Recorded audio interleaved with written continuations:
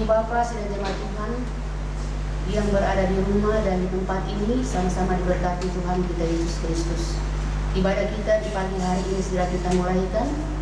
Untuk itu mari kita persiapkan hati dan pikiran kita untuk menyembah Tuhan di pagi hari ini. Kita mengikuti ibadah minggu syarat kedua. Jemaat undang berdiri. Kita mengangkat pujian NKB 195.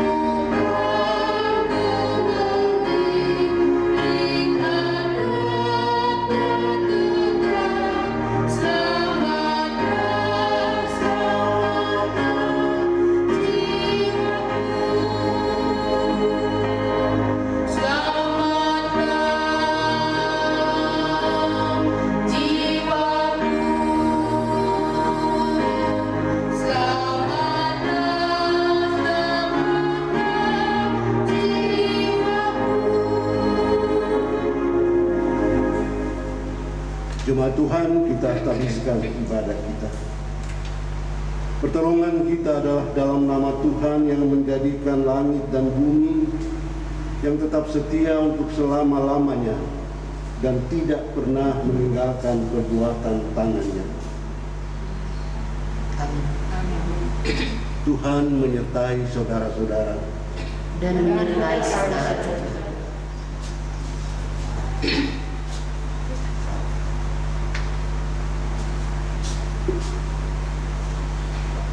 Nats pembimbing di pagi hari ini terdapat dalam Matius 12 ayat 29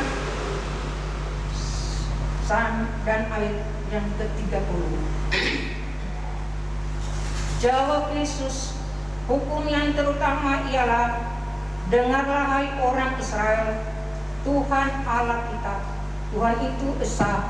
Kasihilah Tuhan Allahmu dengan segenap hatimu, dan dengan segenap jiwamu, dan dengan segenap akal budimu, dan dengan segenap kekuatanmu.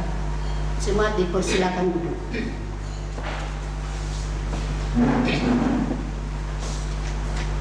Kita kembali menyanyi bersama NKB 206. Kita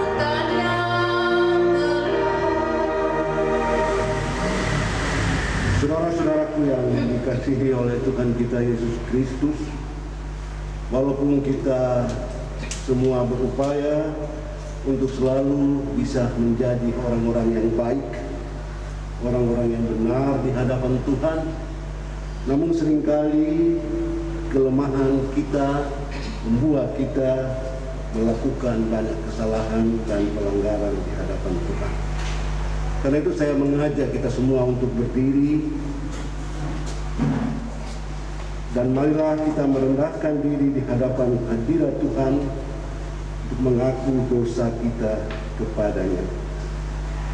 Kami mengaku di hadapan-Mu segala kegagalan kami untuk hidup sebagai anak-anak-Mu. Singkirkanlah segala kejahatan dan beban yang telah kami letakkan atas hidup ini. Bersihkanlah kehidupan kami yang selama ini kami cemari dengan segala ketidakbenaran.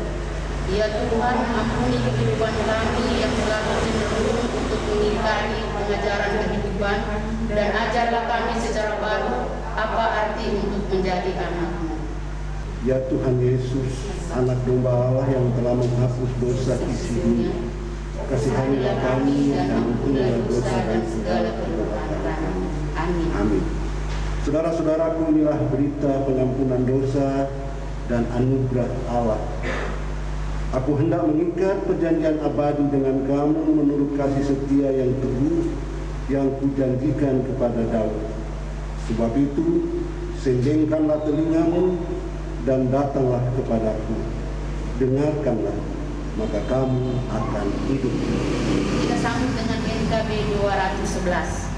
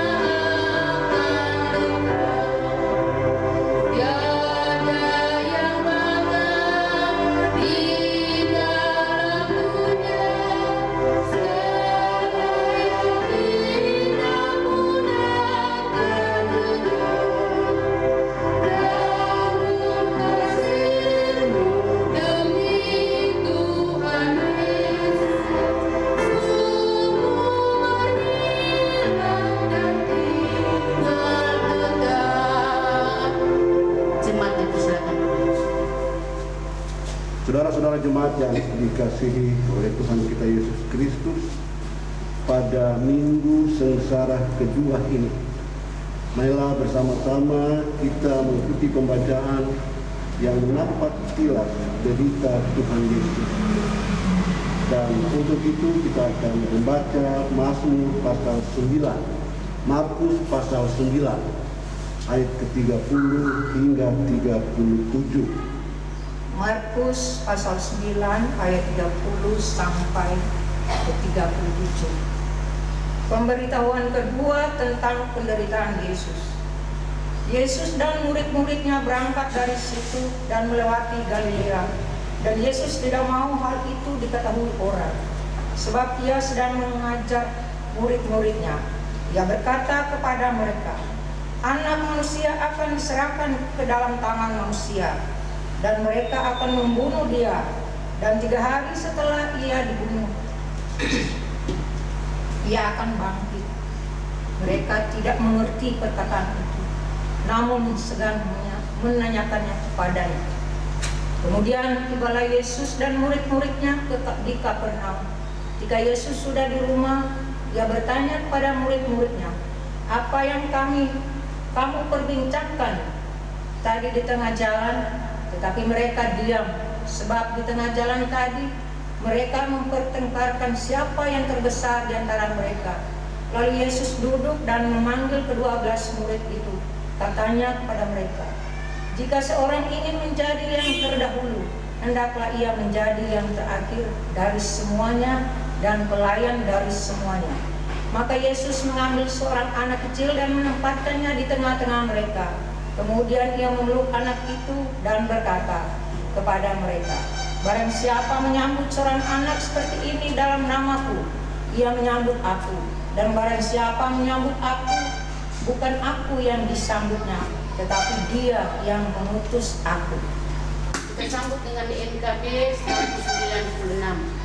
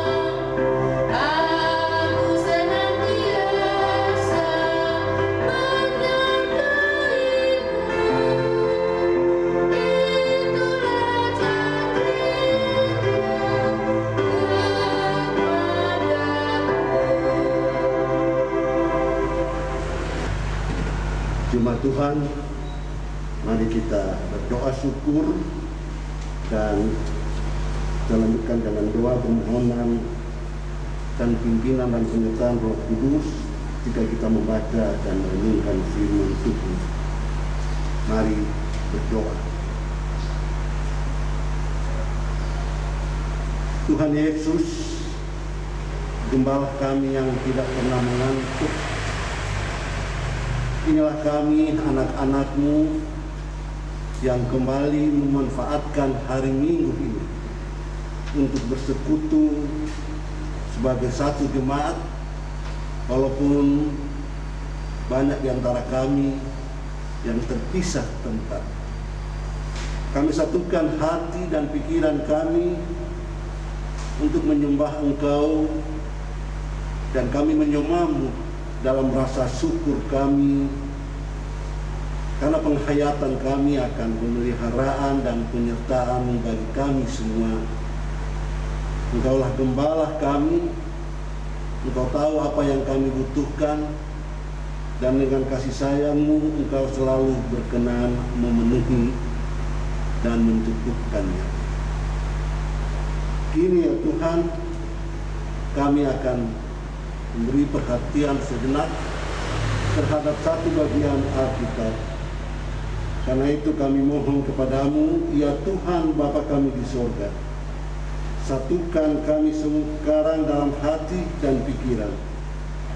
Bukakanlah telinga dan hati kami dan bersabdalah. Arahkanlah kami kepada maksud-Mu yang suci, dan kuatkanlah kami oleh Roh-Mu yang kudus, supaya kami hidup menurut firman-Mu. Amin. Saudara-saudara jemaat, Dan Pekerja Sinode menetapkan pembacaan Alkitab kita pada Minggu Sengsara kedua di tahun 2021 ini adalah dari Kitab Ulangan. Kitab Ulangan pasal 6, Ulangan pasal 6 ayatnya yang pertama sampai 9. Ulangan 6 ayat 1 sampai 9. Bunyinya firman Tuhan, kasih kepada Allah adalah perintah yang utama. Inilah perintah, yakni ketetapan dan peraturan yang aku ajarkan kepadamu atas perintah Tuhan Allahmu, untuk dilakukan di negeri kemana kamu pergi untuk mendudukinya, supaya seumur hidupmu engkau dan anak cucumu takut akan Tuhan Allahmu dan berpegang pada segala ketetapan dan perintahnya yang kusampaikan kepadamu, dan supaya lanjut umurmu. Maka dengarlah, hai orang Israel, lakukanlah itu dengan setia, supaya baik keadaanmu, dan supaya kamu menjadi sangat banyak, seperti yang dijanjikan Tuhan Allah nenek moyangmu kepadamu di suatu negeri yang berlimpah-limpah susu dan madunya. Dengarlah, hai orang Israel, Tuhan itu Allah kita, Tuhan itu esa. Kasihilah Tuhan Allahmu dengan segenap hatimu, dan dengan segenap jiwamu, dan dengan segenap kekuatanmu. Apa yang kuperintahkan kepadamu pada hari ini haruslah engkau perhatikan. Haruslah engkau mengajarkannya berulang-ulang kepada anak-anakmu, dan membicarakannya apabila engkau duduk di rumahmu, apabila engkau sedang dalam perjalanan, apabila engkau berbaring, dan apabila engkau bangun. Haruslah juga engkau mengikatkannya sebagai tanda pada tanganmu, dan haruslah itu menjadi lambang di dahimu. Dan haruslah engkau menuliskannya pada tiang pintu rumahmu dan pada pintu gerbang. Saudara-saudaraku, demikian pembacaan Alkitab kita bersama pada hari ini yang disebut berbahagia. Ialah setiap orang yang mendengar firman Allah dan menghayatinya. Hosana.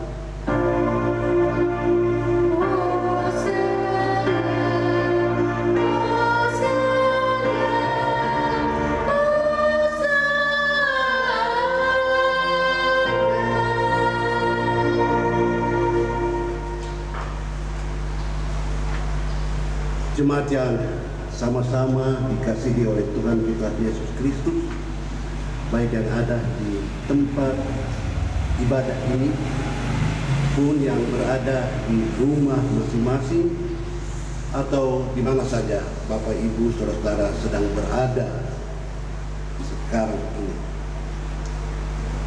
Minggu ini kita berada di minggu kedua, Minggu Sengsara untuk tahun 2021 ini. Gemis menetapkan 7 minggu secara berturut-turut. Itu berarti sesudah hari Minggu ini masih ada 5 lagi ke depan minggu Sengsara yang akan kita tepaki. Saudara-saudaraku, minggu Sengsara adalah hari di mana kita diberi kesempatan menghayati ulang rangkaian sengsara yang dijalani oleh Tuhan kita Yesus Kristus. Sengsara adalah jalan yang ditapaki Tuhan demi kebaikan kita manusia. Sengsara adalah pilihan yang diambil Tuhan agar kita manusia mengalami dan menjalani persekutuan akrab tak berkesudahan dengannya. Itu yang biasa kita sebut dengan kehidupan kekal bersama Tuhan. Sengsara dijalani oleh Tuhan karena Ia, Tuhan itu begitu mengasihi kita manusia. Karena itu saudara-saudaraku, minggu-minggu sengsara adalah hari-hari yang disediakan bagi kita agar kita bisa menghayati secara khusus kasih Tuhan kepada kita.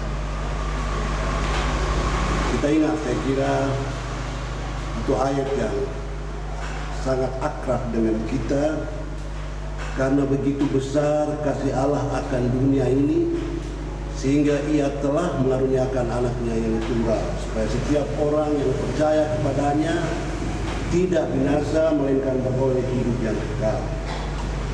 Saya tidak perlu sebutkan di mana di dalam Alkitab kita ayat ini didapat. Saya kira kita semua pasti tahu itu. Ayat yang sangat akrab dengan kita. Begitu besar kasih Allah akan dunia ini sehingga Ia sendiri memutuskan untuk datang langsung ke dalam dunia ini dan memilih jalan sengsara, bukan jalan enak, bukan jalan aman, bukan jalan nyaman, tapi Ia memilih jalan derita. Dan itu dipilihnya untuk mengungkapkan dan mewujudkan kasih-Nya yang amat besar. Saudara-saudaraku, sementara kita berbicara tentang kasih Allah yang diwujudkannya lewat tapak jalan derita dan sengsara, bacaan kita hari ini menghadirkan perintah kepada manusia, kepada kita untuk mengasihinya, untuk mengasihi Tuhan kita.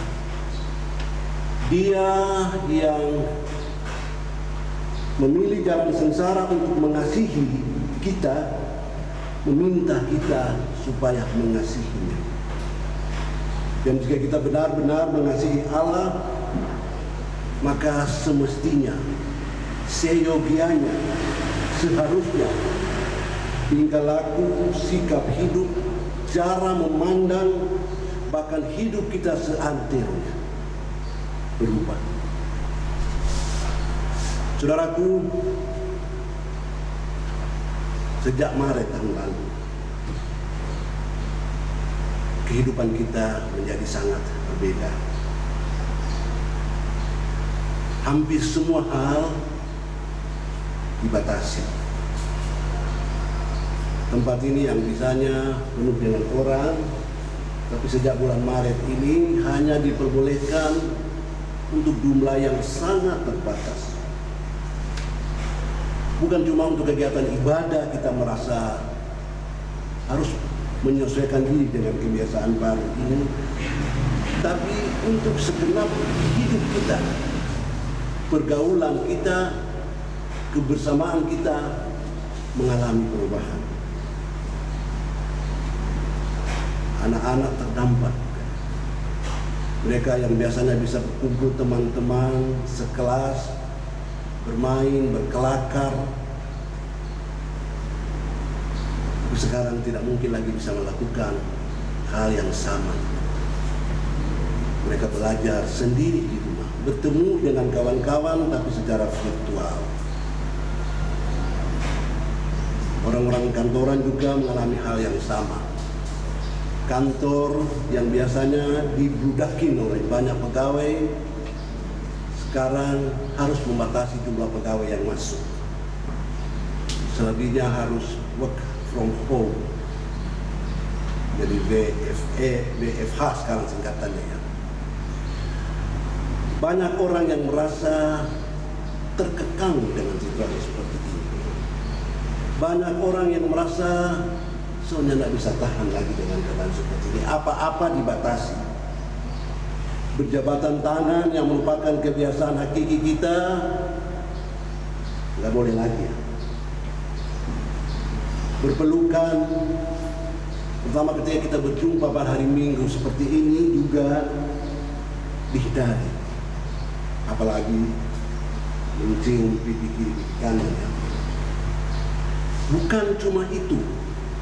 Urusan-urusan sosial juga mendorong kita untuk menjaga jarak, memutuskan dalam tanda petik hubungan jarak dekat. Banyak orang yang sudah tamak tahan dengan keadaan seperti ini. Dan karena tamak tahan tak lagi bisa bertahan seperti ini, orang-orang coba menerobos protokol kesehatan. Kena denda karena protokol kesehatan itu ada aturannya. Saudara-saudaraku, ini belum setahun, tapi kita seperti sudah merasa, orang bilang kerapa keree, cinta maka tahan. Kita mau supaya secepatnya keadaan ini berlalu dan kehidupan normal dengan segala keindahan dan kenikmatannya seperti sedia kala boleh lagi menjadi kepunyaan kita. Saya kira salah satu doa yang tetap mengisi doa kita adalah permohonan supaya keadaan ini segera berlalu dan kita boleh lagi hidup secara leluasa. Saudara-saudaraku, sekali lagi ini belum setahun. Mari kita bandingkan dengan apa yang pernah dialami oleh umat Israel dalam pengembaraan mereka di padang gurun selepas mereka dari tanah Mesir menuju ke tanah Kanaan. Lama sekali. Kita tahu dalam Alkitab itu dituturkan bahwa proses pengembaraan itu berlangsung lebih dari 10 tahun, lebih dari 20 tahun, lebih dari 30 tahun, hitungannya menjadi 40 tahun. Mari kita bayangkan betapa sulitnya keadaan hidup dalam pengembaraan seperti itu selama itu. Kita masih boleh merasa lebih lega karena kebanyakan kita punya cukup makanan. Air juga tersedia bagi kita dengan jumlah yang memadai sesuai kebutuhan kita. Kita masih boleh tidur di ranjang kita. Kita masih boleh duduk nonton televisi. Kita masih boleh memilih makanan yang kita gemari. Kita masih bisa melakukan komunikasi jarak dekat, jarak jauh lewat fasilitas yang tersedia pada kita. Tapi umat Israel ketika itu jauh lebih parah. Makanan tidak selalu tersedia. Dan kita ingat ketika cerita tentang mana, umat Israel berebut untuk mendapatkannya. Malah sekalipun dilarang untuk tidak menyimpan itu di rumah, mereka berupaya untuk menyimpannya karena berpikir mungkin besok tidak akan ada lagi makanan. Air pun seperti itu, sama sulitnya memperoleh. Mereka berpindah-pindah tempat karena mereka mengembara, bawa kemah, dirikan kemah, tidur di dalam kemah. Kalau melanjutkan perjalanan, bongkar lagi kemahnya. Benar-benar situasi hidup yang tidak mudah. Kalau sekarang ini kita mendambakan keadaan yang lebih baik supaya segera terjadi, saya kira harapan dan dambaan yang kuat yang sama juga ada pada leluhur Israel ini.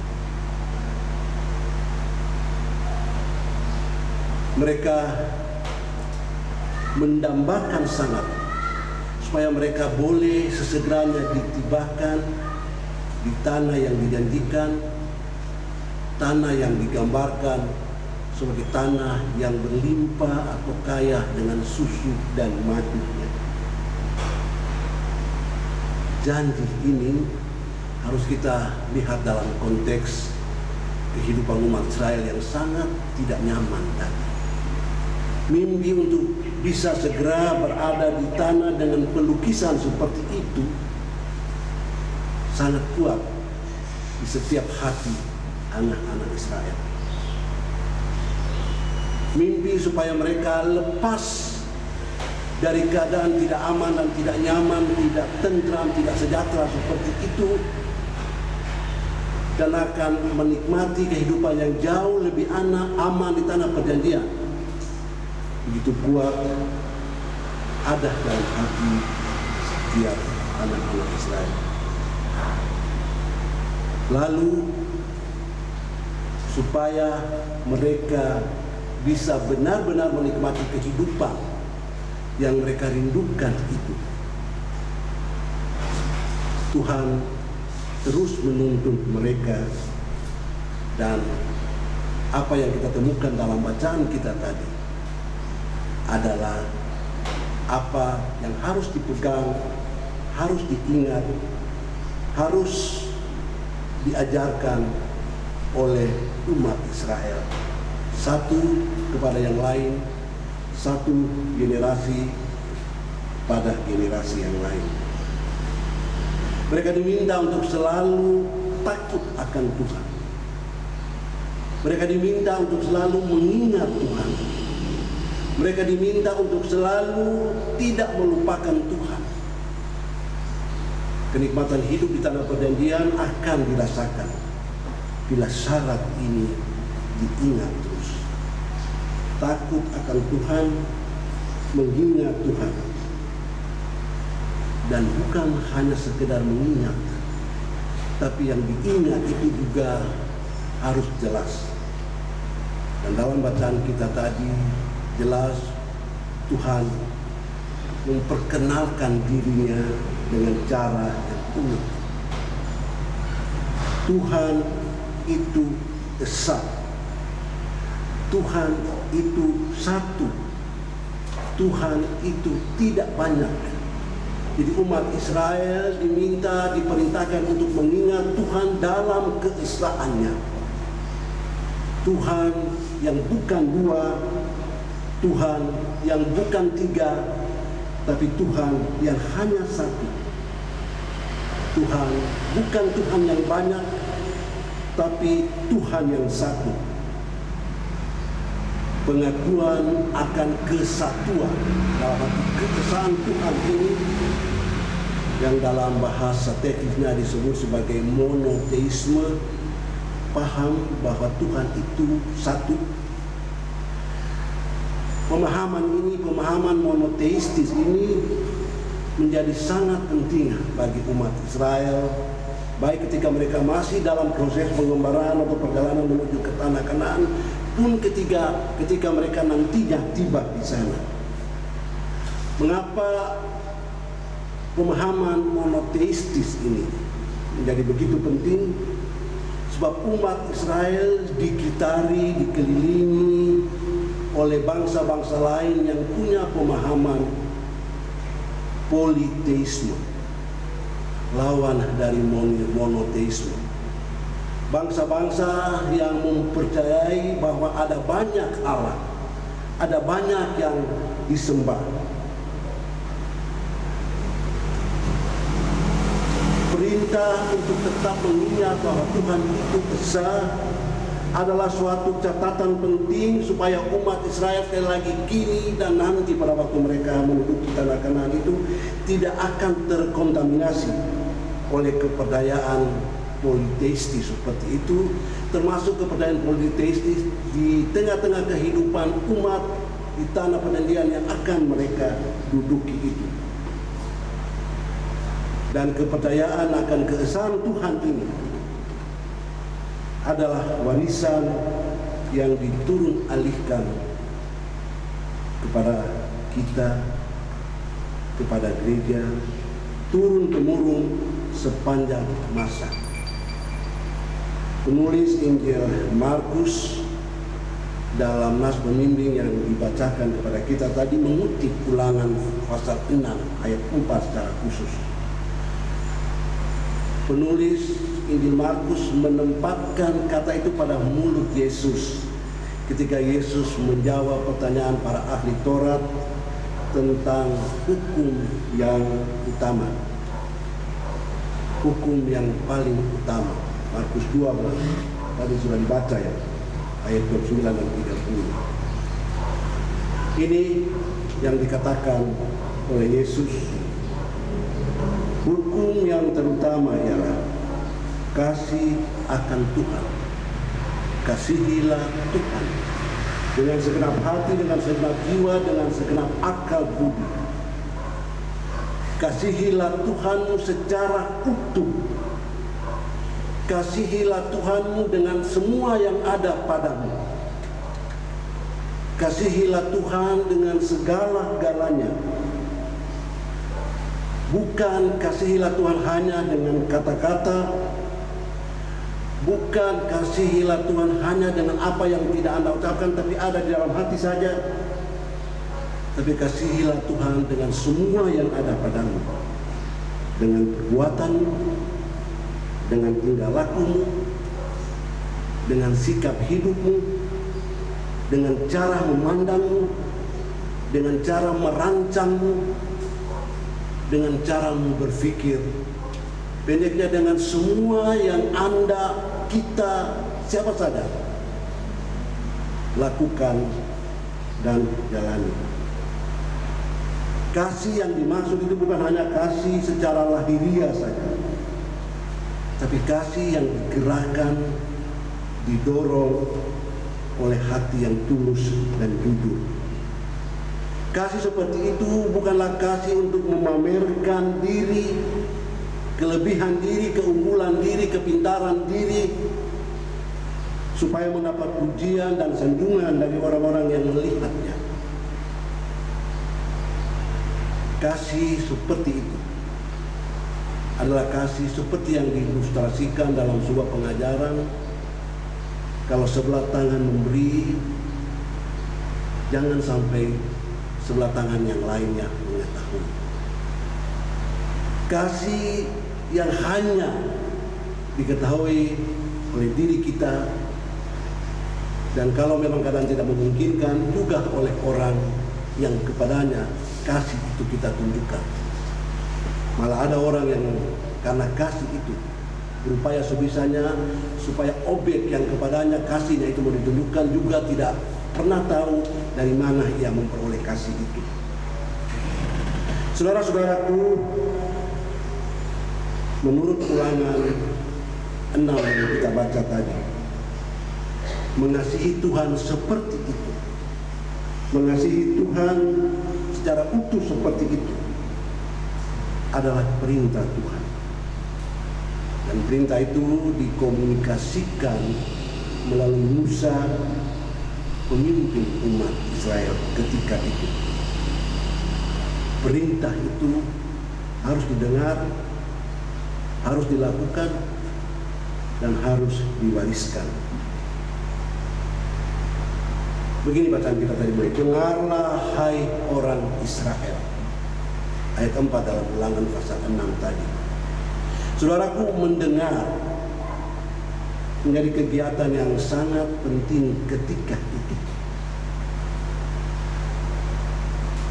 Berbeda dengan keadaan kita sekarang, setiap orang punya akses untuk membaca apa saja. Jadi ketika itu boleh kita katakan tidak tersedia bahan bacaan. Dan kalau toh ada itu sangat terbatas dan hanya orang-orang tertentu yang punya akses untuk itu.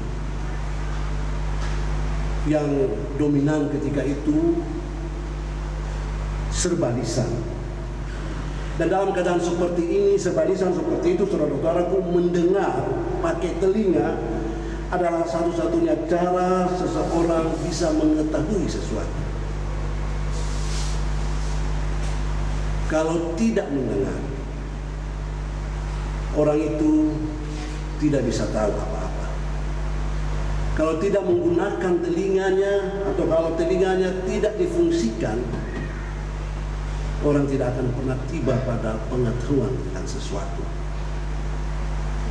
Dan mungkin karena itu juga, saudara-saudaraku, mengapa Paulus mengatakan dalam surat Roma pasal 10 ayat 17, iman itu timbul dari pendengaran.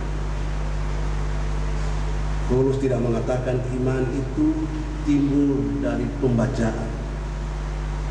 Iman itu timbul dari pendengaran. Orang beriman karena dia mendengar. Orang beriman karena dia memanfaatkan telinganya. Orang beriman karena dia memfungsikan sebaik-baiknya anggota tubuh indera mendengar itu. Iman datang dari mendengar. Dan dalam kitab-kitab Injil juga kita sering bertemu dengan kata-kata, kutipan kata-kata Tuhan Yesus. Setelah ia selesai mengajar, Tuhan Yesus bilang begini, barang siapa bertelinga, hendaklah ia mendengar. Jarang kita temukan ungkapan yang lain. Barang siapa berhidung misalnya, hendaknya dia menghirup. Barang siapa bermata, hendaklah dia membaca. Tapi barang siapa bertelinga, hendaklah ia mendengar. Mendengar sampai kesamaan Tuhan Yesus menjadi kegiatan yang penting dalam kaitan dengan percaya, dalam kaitan dengan beriman. Saudara-saudaraku, umat Israel diperintahkan untuk mendengar perintah Tuhan yang adalah ketetapan atau peraturannya. Dan sekali lagi, isi dari ketetapan atau peraturan Tuhan yang diperintahkan supaya didengar oleh umat Israel adalah satu, pemahaman tentang monoteisme. Tuhan itu esa. Jangan pernah menempatkan ilah lain di samping Tuhan. Tidak ada Tuhan yang lain. Itu yang selalu harus diingat oleh umat Israel. Baik ketika masih mereka melanjutkan perjalanan, pun ketika mereka nantinya berdiam di tanah perjanjian. Monoteisme itu isi yang pertama. Isi yang kedua adalah mengasihi Tuhan. Dan sekali lagi, itu harus dilakukan secara utuh, tidak bercabang. Mengasihi bukan hanya dengan kata-kata atau dengan mulut semata, tapi mengasihi dengan seantero diri kita. Dan yang ketiga, isi dari perintah Tuhan kepada umat Israel itu adalah mengajarkan yang pertama dan kedua tadi. Mengajarkan pemahaman monoteistis dan mengajarkan bahwa Tuhan itu esa kepada anak-anak secara berulang-ulang dan pada setiap kesempatan. Semua itu harus diajarkan secara berkesinambungan. Semua itu harus diupayakan sedemikian rupa supaya menjadi terlihat, terasakan dengan jelas oleh siapa saja, termasuk dan terutama anak-anak. Demikian ayat 7 sampai 9 dari bacaan kita tadi. Saudara-saudaraku, orang tua bertanggung jawab membuat anak-anak mendengar dan kemudian melakukan apa yang mereka dengar. Orang tua bertanggung jawab menurun alihkan perintah Tuhan kepada setiap generasi yang terlahir darinya. Orang tua bertanggung jawab agar mata rantai pengajaran itu tidak terputus hanya pada satu generasinya, tetapi memeliharanya sedemikian rupa sehingga akan berlanjut terus ke generasi berikutnya. Orang tua diminta, atau malah kita boleh katakan diperintahkan, untuk membuat perintah Tuhan itu menjadi kurikulum pendidikan di dalam keluarga, di dalam gereja, di dalam jemaat. Orang tua didorong untuk secara kreatif membuat suasana rumah memancarkan kasih kepada Tuhan yang esa. Itu maksudnya kalau dalam ayat 8 sampai 9 dikatakan bahwa semua yang diperintahkan oleh Tuhan itu harus diikat di tangan, harus menjadi lambang di dahi, dan harus tertera di pintu rumah atau di pintu gerbang kota. Biarlah suasana hidup yang mengasihi Tuhan yang esa itu memenuhi rumah kita. Biarlah suasana hidup mengasihi Tuhan yang esa itu dapat dilihat dan dirasakan oleh setiap penghuni rumah. Biarlah itu juga dilihat dan dirasakan oleh siapapun yang kebetulan datang bertandang ke rumah kita. Saudara-saudaraku, Tuhan kita sudah begitu mengasihi kita. Ia sudah rela mengalami dan menjalani sengsara sekali lagi karena kasih-Nya kepada kita. Maka adalah giliran kita untuk menanggapi kasih-Nya itu dengan mengasihi Dia. Kita juga dipanggil untuk memelihara agar percaya kita dan kasih kita kepadanya itu tidak hanya berhenti pada generasi kita. Dia memerintahkan kita supaya kita mewariskan kasih kepada Allah itu, pemahaman tentang Allah itu kepada generasi-generasi yang terlahir dari kita, generasi-generasi yang terlahir dari generasi-generasi yang kita lahirkan. Banyak cara untuk kita bisa mewariskan pemahaman tentang monoteistis dan kasih kita kepada Allah yang esa itu. Dan salah satu cara yang bisa kita lakukan adalah membuat suasana rumah kita, suasana pelayanan kategorial di jemaat kita, suasana pelayanan wilayah di jemaat kita, dan suasana pelayanan jemaat secara keseluruhan menjadi cermin yang bening,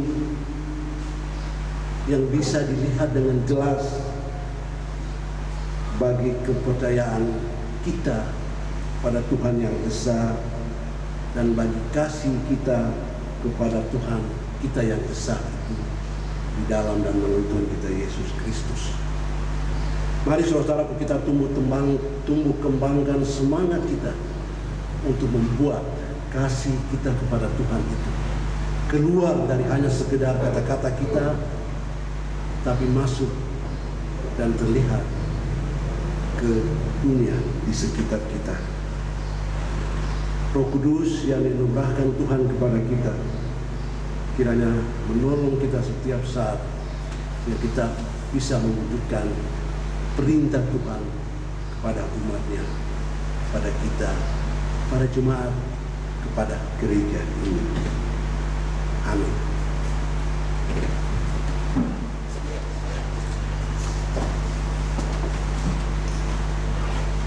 Kita akan membawa persembahan syukur kepada Tuhan sambil mengingat akan pengorbanan Yesus Kristus yang telah menderita sengsara, disalibkan dan mati untuk keselamatan kita dan dunia ini. Amin. Sementara persembahan dijalankan, jemaat menyanyi dalam NKB 208 ayat 1 dan 3, Tabur Waktu Pagi.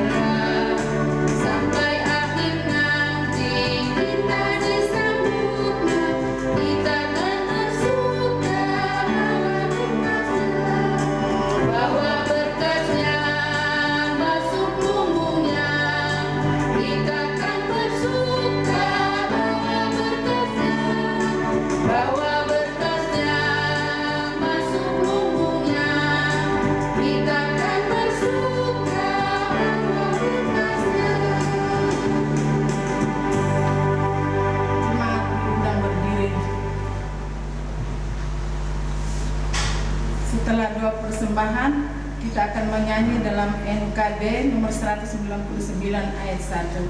Kita satu dalam doa.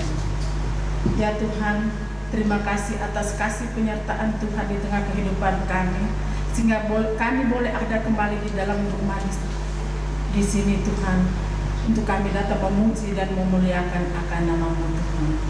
Tuhan Bapa kekal di surga, saat ini kami akan membawa ungkapan syukur kami melalui persembahan. Berkati persembahan ini Tuhan, agar berguna untuk pelayanan kasih-Mu tengah jemaat kami. Inilah doa kami, di dalam nama Tuhan Yesus sumber berkat dalam kehidupan kami. Kami berdoa dan bersyukur kepada-Mu. Amin.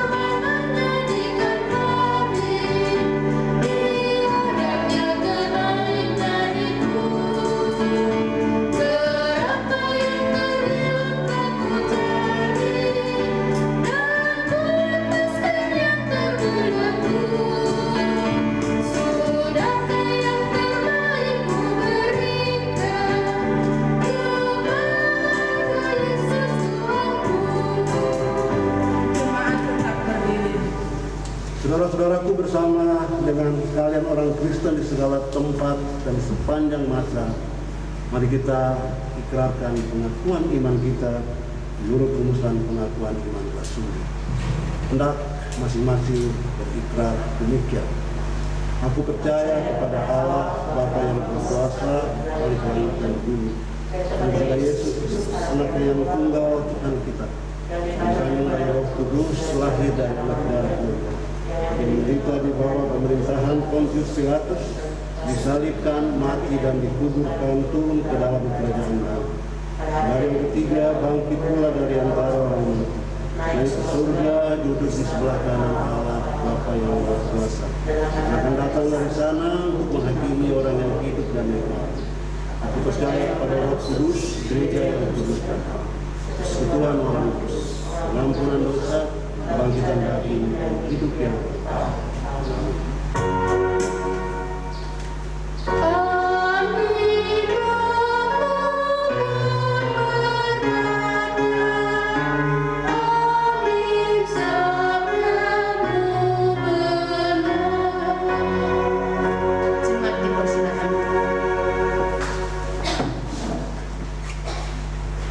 Saudara-saudaraku, kita akan berdoa syafaat dan akan kita akhiri dengan mengucapkan bersama-sama doa Bapa kami.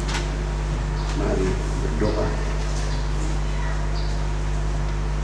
Bapa kekal di surga, kembali kami satukan hati dan pikiran kami, dan kami arahkan itu kepada Tuhan, mengiringi permohonan kami yang kami naikkan kepada-Mu secara bersama-sama.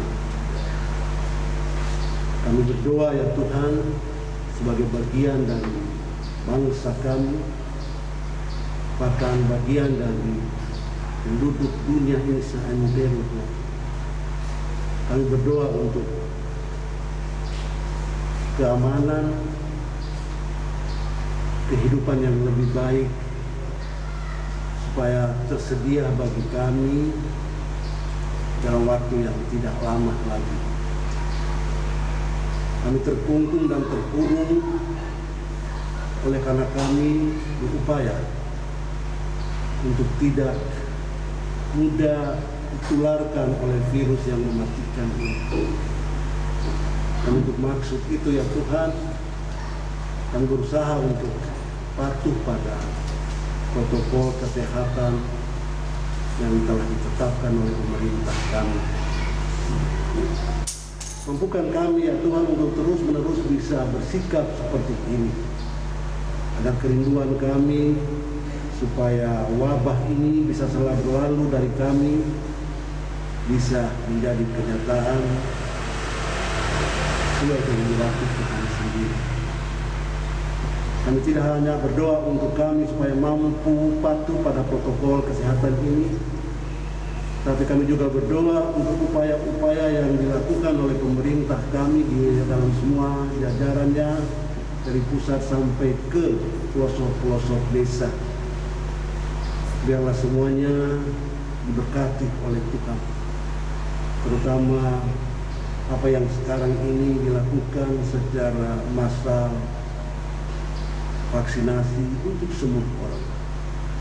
Kiranya upaya ini dikenan dan diberkati oleh Tuhan. Saudara-saudara kami yang berada di front terdepan, ya Tuhan, menangani mereka yang terdampak oleh virus ini, dianugerahi kekuatan, dianugerahi kesehatan, dianugerahi semangat yang tidak memudar. Dan saudara-saudara kami yang barangkali bersedih karena terpaksa harus ditinggalkan oleh orang-orang yang mengasihi dan dikasihi mereka, kuatkan dan tabahkan mereka semua, ya Tuhan. Kami juga berdoa, ya Tuhan, untuk pelayanan gereja-gereja yang berupaya untuk menghadirkan Tuhan tengah-tengah lingkungan di mana mereka berada. Berkatilah apa yang dilakukan sejauh itu dikenal oleh Tuhan. Dan berdoa untuk gereja kami, gereja Masehi di Sangita Laut, dengan semua aratnya sampai ke tingkat KWP, Pilka. Tuhan kiranya memberkati semua pelayanan yang sekarang ini atau akhir-akhir ini dilakukan secara lain. Biarlah kami semua tetap boleh bertumbuh dalam percaya kami kepadamu. Anak-anak yang berada di dalam asuhan kami juga boleh terus-menerus bertumbuh kepercayaan mereka kepadamu. Inilah juga pinta kami kepadamu, ya Tuhan, untuk jemaatmu yang ada di tempat sini di Miss Eli ini.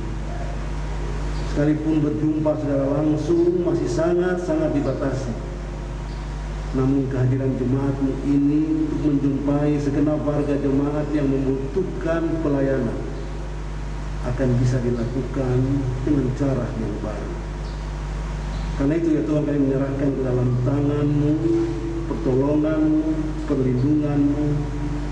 Kiranya semua majelis jemaat di sini, semua saudara kami yang Engkau percayakan dengan tugas-tugas struktural, ketua, wakil ketua, sekretaris dan bendahara jemaat, boleh juga menjalankan fungsi mereka dengan maksimal, dan berkatilah keseharian mereka, ya Tuhan. Berkatilah ketua jemaat di tempat ini dengan kesehatan yang memungkinkan dia boleh beraktivitas melayani. Berkatilah dia bersama-sama dengan keluarga. Berkatilah semua orang yang Engkau percayakan dengan tugas-tugas struktural di sini bersama-sama dengan keluarga masing-masing. Berkatilah semua penatua, semua diaken juga bersama-sama dengan keluarga mereka. Hadirkan di sini semangat kompak di arah pelayanan jemaat ini. Kami berdoa, ya Tuhan, untuk saudara-saudara kami bagian dari persekutuan jemaat ini yang sekarang ini sedang terganggu kesehatannya dan juga yang sedang berada dalam proses pemulihan kesehatan. Dan berdoa untuk Bapak Nopin Mataniras, untuk Ibu Abbas Iwa, untuk Ibu Takalmiang Tepi, untuk Ibu Nopulalang dan Demona, untuk Ibu Balati Boga, untuk Bapak Budi Manoi, dan untuk keluarga Salihir Makedompis. Dan barangkali juga ada saudara-saudara kami yang lain yang kita sempatkan disebutkan namanya, tapi yang juga sedang menghadapi situasi yang sama. Berkati setiap upaya yang dilakukan baik di rumah maupun di tempat perawatan lainnya untuk membuat kesehatan saudara-saudara kami ini pulih kembali dan boleh kembali beraktivitas di tengah-tengah keluarga, di tengah-tengah jemaat, di tengah-tengah masyarakat. Kami juga menopang dalam doa kami bersama ini, ya Tuhan, untuk saudara-saudara kami yang sedang berupaya menemukan lapangan kerja yang sesuai dengan keahlian dan keterampilan mereka. Yang membuka jalan bagi kekasih-kekasih kami ini supaya apa yang mereka upayakan bisa segera mereka peroleh. Tuntunlah anak-anakmu ini supaya selalu berada di jalan yang benar. Kami berdoa untuk keluarga-keluarga tertentu yang terpaksa harus terpisah dari anggota keluarga mereka, dari suami, dari anak-anak, karena suami dan anak-anak yang harus mengemban tugas pekerjaan di tempat yang jauh di mana pun. Walaupun mereka terpisah, kiranya ikatan kasih sayang mereka akan tetap kuat dan selalu terpelihara. Kami berdoa untuk anak-anak kami yang berada di bangku-bangku sekolah di semua jenjang pendidikan, dari TK sampai ke perguruan tinggi. Kiranya dalam situasi yang sangat terbatas ini, mereka dapat memanfaatkan waktu dan fasilitas yang tersedia untuk bisa belajar dan mengumpulkan sebanyak mungkin pengetahuan dan keterampilan yang pastinya akan berguna bagi kehidupan mereka selanjutnya. Ini ya Tuhan, antara lain perintah kami kepadamu pada pagi ini, dan pilih kami juga ya Tuhan yang memohon kepadamu dengan doa yang akan kami ucapkan bersama-sama. Bapa kami yang di surga, dikuduskanlah namamu. Datanglah kerajaan-Mu, jadilah kehendak-Mu di bumi seperti di surga. Berikanlah kami pada hari ini makanan kami yang secukupnya. Ampunilah kami akan kesalahan kami, seperti kami juga mengampuni orang yang bersalah kepada kami. Janganlah membawa kami ke dalam pencobaan, tapi lepaskanlah kami dari yang jahat. Karena Engkau yang mempunyai kerajaan, kuasa, dan kemuliaan sampai selama-lamanya. Amin.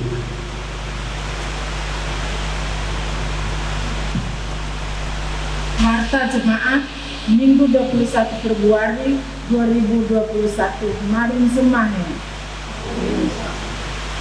Puji dan syukur dipersembahkan kepada Tuhan atas kasih karunia dan penyertaan-Nya bagi kita semua yang tetap memelihara hidup dan persekutuan kita sampai hari ini.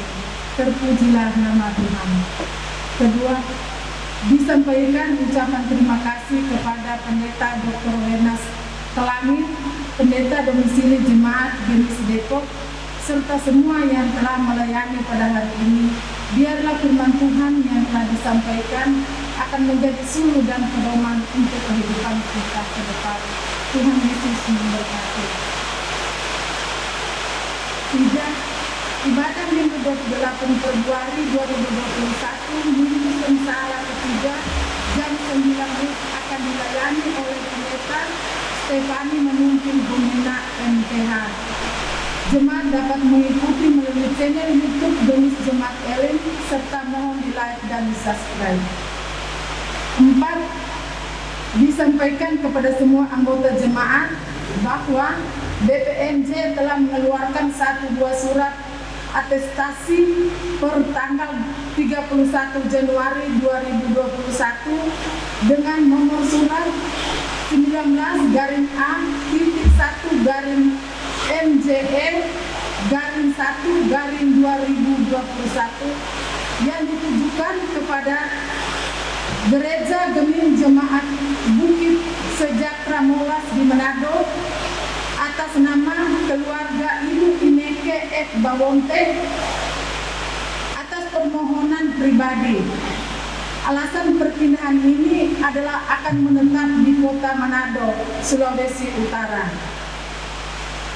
Terima kasih disampaikan kepada keluarga atas kebersamaan dan kreatifan dalam kegiatan pelayanan selama ini. Tuhan memberkati di dalam persekutuan selanjutnya. Demikianlah warta jemaat hari ini. Tuhan Yesus memberkati kita semua. Ibu Bapak jemaat Tuhan, kita akan ibadah kita di pagi hari ini. Kembali diundang berdiri, kita mengangkat pujian UKB 201.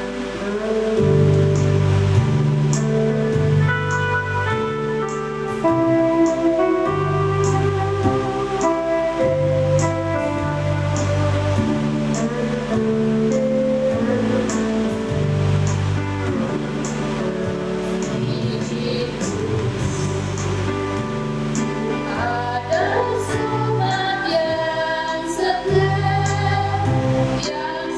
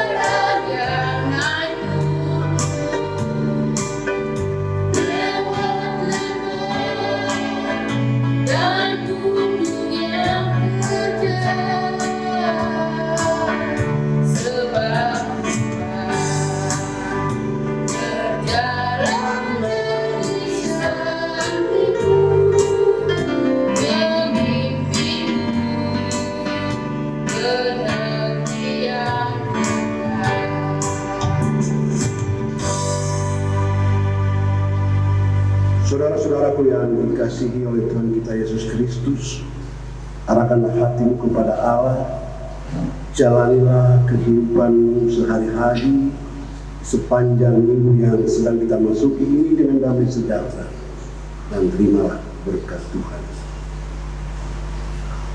Anugerah Tuhan kita Yesus Kristus, kasih Allah Bapa, dan persekutuan dengan Roh Kudus menyertai kamu sekalian. Amin. Amin, amin, amin.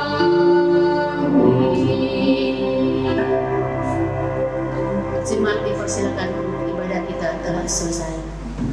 Selamat hari Minggu.